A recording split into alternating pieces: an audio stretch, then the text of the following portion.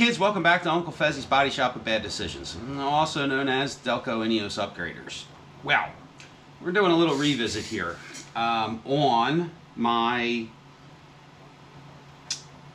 sunglasses holder. So I actually have one in the truck. It's already installed. We'll get to that in a minute. So the other day when I went down to the shore with the wife, one of the first things that she commented on was that the new sunglasses holder that I put in the car wasn't big enough to hold her sunglasses and a phone at the same time. And she's not wrong. So I went back into Fusion and I designed a new, a bigger sunglasses holder. Ironically enough, I actually don't think I'm going to put one on the driver's side just yet. So these are just two of the prototypes that I had originally made. Now this one, I think I talked about in the earlier video, this one fit these glasses just fine, but didn't actually fit my sunglasses. So I took that one and away it went. The other thing I didn't like about this one was it didn't have the edges were not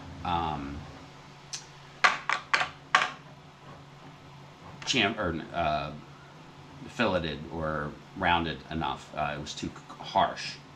So I fought with my felt, and that one went away. Then I printed this one up. Again, I didn't like the way I didn't like the radius on the edges, and it was very harsh. So this is one this is the one that was over the passenger side. So I go into Fusion and I designed this, because this goes across the entire front of the Safari window. Well, I kind of screwed up when I designed this one for a couple ways. One is, when I designed it, the Safari window, actually a lot of things that you don't realize looking at them, they have what's called a draft. I knew this. A lot of parts they have what's called a draft. So nothing is actually ever really straight if it came out of a mold. Well, all the plastic parts in a car come out of a mold. You don't necessarily or generally notice the draft because it's not what you do for a living. So I knew when I was designing it that I needed to put a 5-degree draft. Okay, so you can't tell from the video, I know, but there's a draft here. So this kicks back, actually this one, yeah. So this one kicks back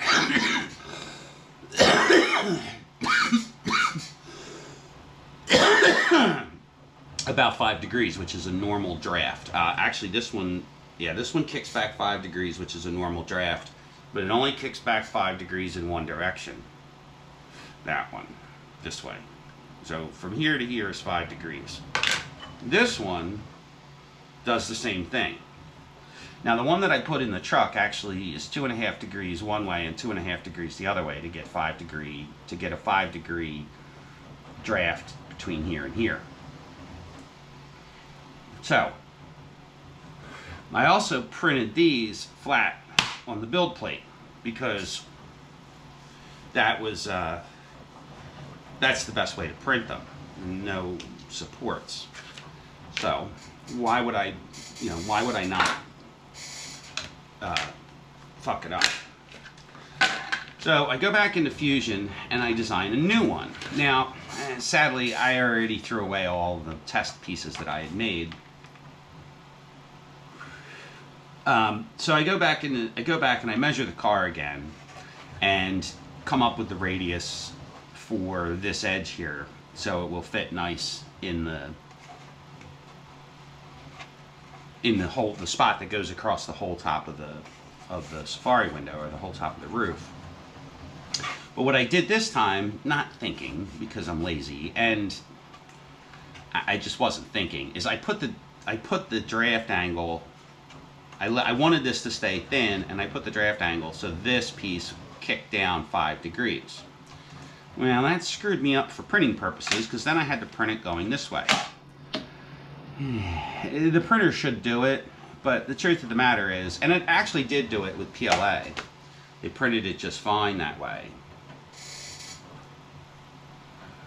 Kind of. My wall thickness is a little thin I'm 1/1000 or a tenth of an inch, a little bit less than an eighth of an inch. So instead, I don't, yeah, I just like round numbers. So instead of doing it at .01 or .125, I did it at .1. So that resulted in kind of a thin, thin wall. So when I printed it this way, again, like I said, with PLA it worked just fine, and then the draft angle comes out this way. So when I stick it in the car, it's level. As you can tell, I printed out this one in PLA, and I glued it together because this part is way too big to fit on my build plate. And that's why I need a bigger printer. Because everything I build, I need the big. Everything that I've built, I love my Carbon, X1 Carbon. I really do love the printers. It's running right now, printing something else, not car related. But I had to split the print to print it. And I printed it in this orientation. So PLA is terrible for the interior of a car. Trust me, I found that out the hard way. The car, PLA does not like heat in any way, shape, or form. This piece actually didn't even get put in heat. This just sat in the sun. This warpage was created by just the sun absorbing the heat, or the plastic absorbing the heat from the sun, and it curdled it up. And if any of you have gotten, and you know who you are, have gotten a copy of my book, Love Letters, and you left it laying out in the sun on a cruise ship while you got drunk, you know that the cover's warped. Tough titties. And it's your fault. Not covered under warranty. It's abuse. So, ABS, on the other hand, likes to be, it doesn't like it, but the vast majority of the parts inside your car are made out of ABS. They're injection molded ABS.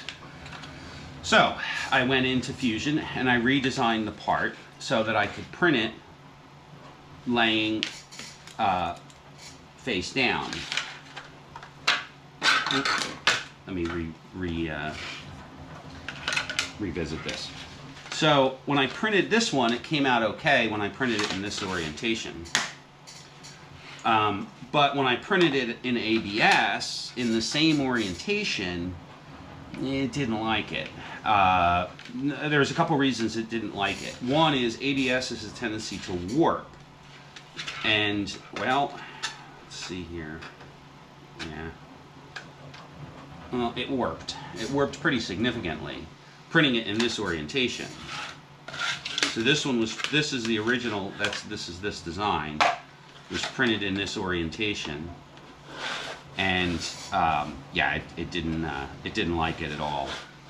The other thing it did, printing in this orientation, is it created a really weak joint. It created a couple, there it is, it broke. And now, I could have possibly glued this together and just ran with this print, but I didn't like it. You can see here where it also warped up off the build plate. It's bowed pretty significantly. Not this piece. This is supposed to be kicked up. This bowed really pretty significantly. And then, probably me, when I put it together, I didn't clean enough of the support material off. So when I slid the part together to put it together, it broke and created a really weak joint. I just literally just broke that part. And that's the side you see. So that was no bueno. So I go back into Fusion. I already printed one of these and it came out okay. So that's a prototype with using the correct material. That's PLA prototype. Now this is the prototype that not prototype, this is a finished part. So I changed the orientation, I went into Fusion and I created a different angle on it. So when I go to put it in, I can put the double-sided tape here and then just stick it up in. This actually still has this still has support on it. This print took 4 hours, give or take a little, to do. Printed in this orientation. When I printed it in this orientation, it took 6 hours because it put support. You'll also notice that on this leading edge, which goes up against the front of the truck, is way shorter. It didn't need to be this. It didn't need to be this tall. And when I built this one originally, I was just I don't know what I was thinking. It just doesn't need to be that way. Even though I built these the same way, I built those with the front shorter because I didn't need to be that tall. So let's see if we can get this support off of here. I also spilled coffee on my table this morning and got coffee inside this part. So that ought to be interesting. Yeah, it's all wet with coffee. I'm not crazy. I have to go in and figure out. I don't know really how to use the slicer very well. I know how to use the slicer. I just don't know how to use it to its full capabilities. So there's a way. So it gives a really nasty bottom when things are touched by the supports. I wish I could figure out how to make that come up a little bit cleaner. And I'm having a little bit of trouble getting the support material off in a clean way. But it just doesn't like to print over top of the supports. So you got to be real careful that you get all the support material off, because when you go to put it together, when you go to put your part together, you can break the part. And I, again, found that out the hard way. So there's the new piece. Now, I decided that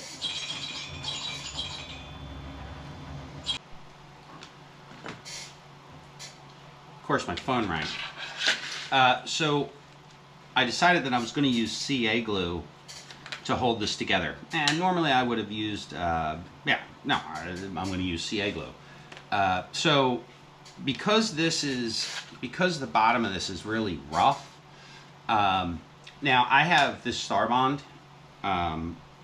gap filler thick that I'm going to use on this.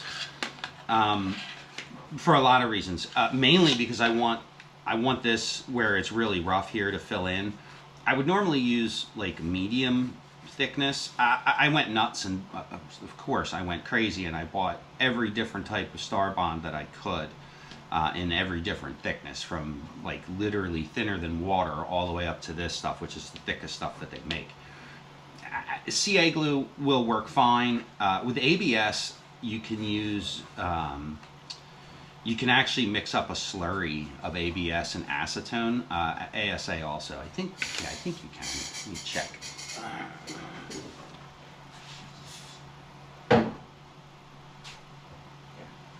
So ABS liquefies in acetone. So you can actually use acetone to smooth an ABS print if you need to.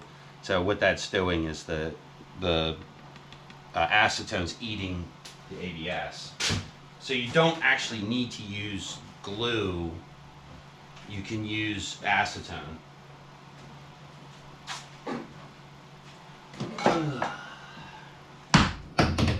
Now I get to huff a carburetor cleaner the rest of the morning. So you also have to be careful with the accelerator, because the accelerator contains acetone. Not a lot. Yeah, it contains acetone, extremely flammable. So you have to be careful putting the accelerator on the glued part. You don't need accelerator, but it really helps. So I'm just kind of just going to try to be careful.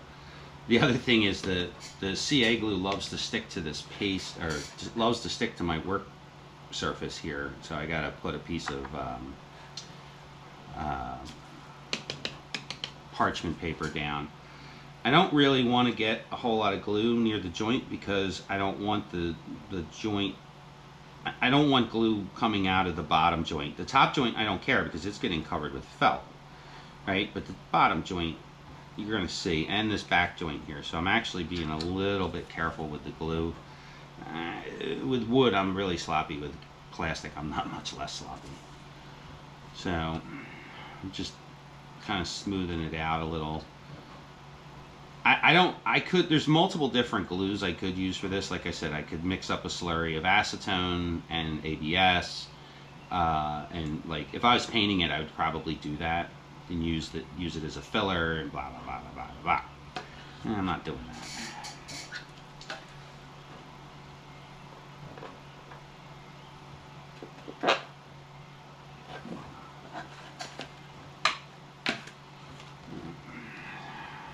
I'd like to keep my smoosh out. I like to keep my smoosh out to a minimum. Because I don't want to paint this part. ABS you can paint. I spent a career painting ABS.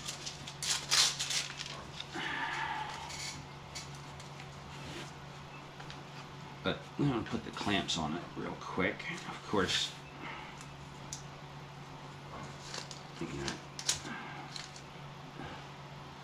Here. I'm going to put just a little drop right here. Work it into the joint and give it a little squeeze. So this part, while it did print nicely on the build plate, it did warp. It still warped. There's really no way for me to, well, I shouldn't say that. There's no way for me to practically keep it from doing that. I could change the design.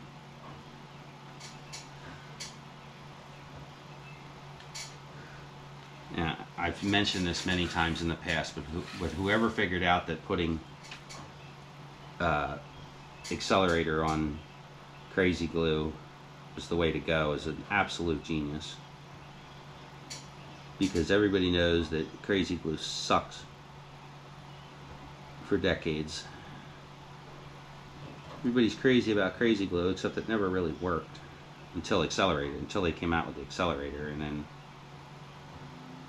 it's like a booger that doesn't want to go away. The only thing crazy glue was ever good at was gluing your fingers together. How long before you get your fingers removed from your chin? Well, about a week. You get that reference, you're old.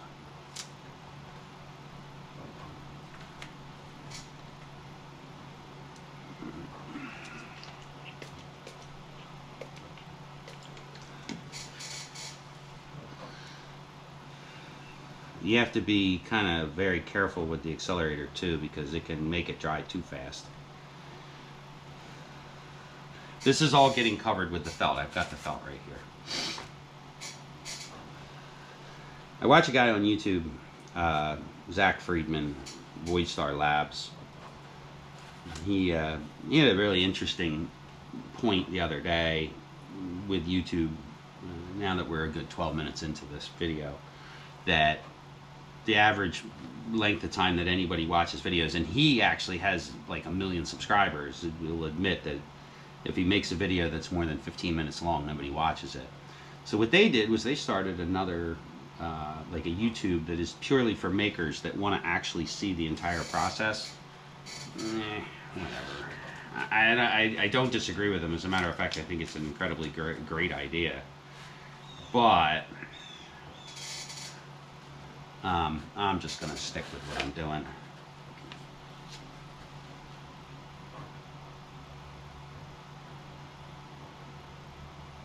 I actually did leave this gap in here for a reason. That reason is I was originally going to adjust these or make them adjustable, so when I put them up against the Safari, the edges of the Safari window, or it would sit nice and flush and look nice. Well, not for nothing, my draft angle isn't correct here. So there's a draft on this side too, which I didn't put in. So basically, and you'll see it in a minute when I take you out and show you the other one. Yeah, see, it's a shame I don't have a better angle. The glue, when you spray the accelerator on it, the glue has a tendency to do that, which is what it does is it kind of like pops out because it's trying to find some place to. The only thing crazy glue is good for is gluing your fucking fingers together. All right. So I think it's bright enough, the sun's up enough, I can go out and show the other one in position, in situ. Now here we are back in the truck, and we'll show the new sunglasses holder. It's right here. It's held in with the same double-sided tape right here. I did that for a reason, but you can see here the gap, the radius isn't quite right, and not for nothing. It also doesn't sit perfectly flush. It's supposed to sit flush in there. I left that loose for a couple reasons. One is, and this is going to sound really crazy, but I know I want this to break free. If something was to happen, like an accident or whatever, I want this to just fall off. I don't want this to be something that actually hurts you, because I also screwed up and didn't put a rounded edge on the back side, and I'm not going to. I didn't put a radius on this side. I didn't put one on this side either. So this is the one that's on the over the driver's side, and I'm actually going to leave that there. The one that I'm working on right now in the shop is going to just be like a spare, I think. So this is why there is a gap in the. This is supposed to be able to be moved, so this to make up this space. Hell with it. But this goes all the way across the Safari window. You can put glasses in here, and then a phone if she wants to. She can put her phone up in there.